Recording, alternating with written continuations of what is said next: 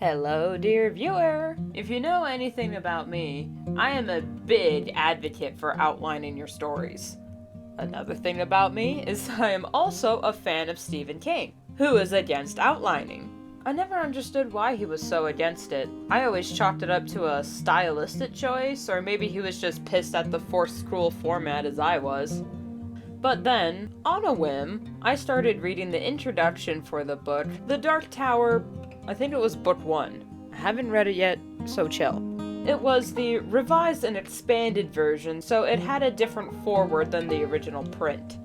I highly recommend reading it in full. It was surprisingly what I needed to hear at the time, but the gist of it is, Stephen King writes about what inspired him to write and what an arrogant bastard he was at 19. He had a head and heart full of ideas and stories he wanted to tell, but he kept putting it off, waiting for the right inspiration to hit for him to write his perfect epic tale. He could be patient.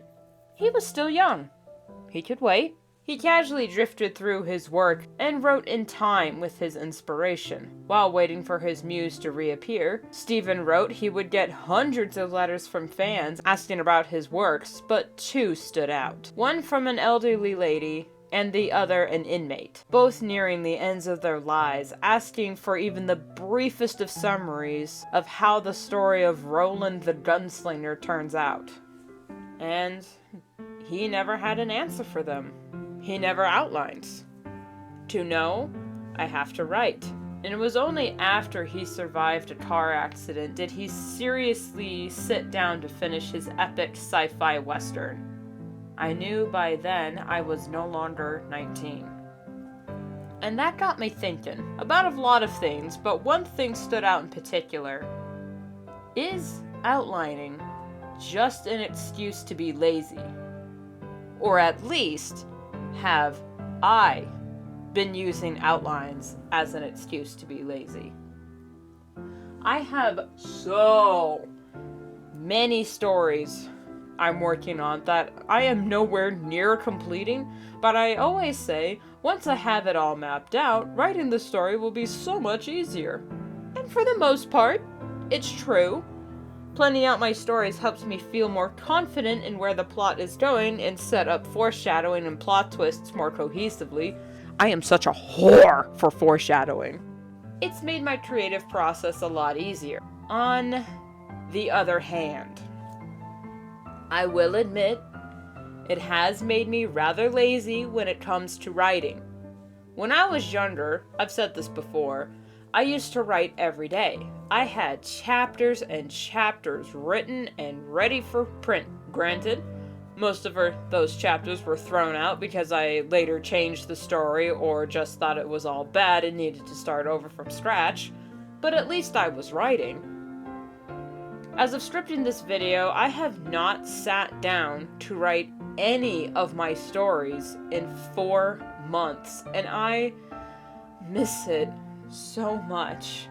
I love writing. I love creating. I love the whole process. So why haven't I been writing? Is it the outline? It'll be there when I get back to it. But I am no longer 19. As morbid of a thought it is, I do not have forever to write my stories. Anything could happen. I may not have a tomorrow or a later. And even if I did have 100 tomorrows to spare, other people don't. While my stories come from my own desires and experiences, I write them for those who need it. What if there's a person that needed to hear my story 3 years ago, but didn't because I was too busy not writing?